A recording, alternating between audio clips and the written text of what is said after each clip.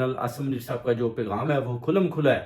وہ کہتے ہیں جب تک میں چیف آف آرمی سٹاف ہوں خان صاحب کو میں نے باہر نہیں نکلنے دینا, اور جو اپنا جو کچھ بھی ہماری مرضی میں آئے گا ہم پاکستان کی لینڈ پر کریں گے. ابھی وہ یہ سب یعنی کھل کر سامنے آ گئے ہیں, اور قوم اور عوام کی وہ کہتے ہیں ہم حفاظت کر رہے ہیں, اور ادارے بھی سب کر رہے ہیں.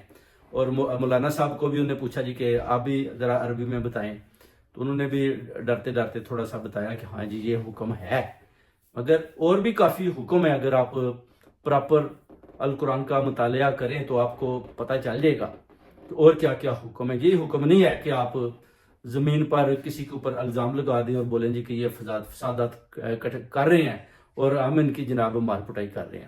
یعنی ایک ہی پارٹی کو تشدد کا نشانہ بنایا جا رہا ہے, اور دوسری پارٹیوں پر بھی بیسیکلی ایک قسم کا شکنجہ تیار کیا ہوا ہے کہ جیسے ان کو زبردستی حکومت دے کر ان کو چلایا جا رہا ہے.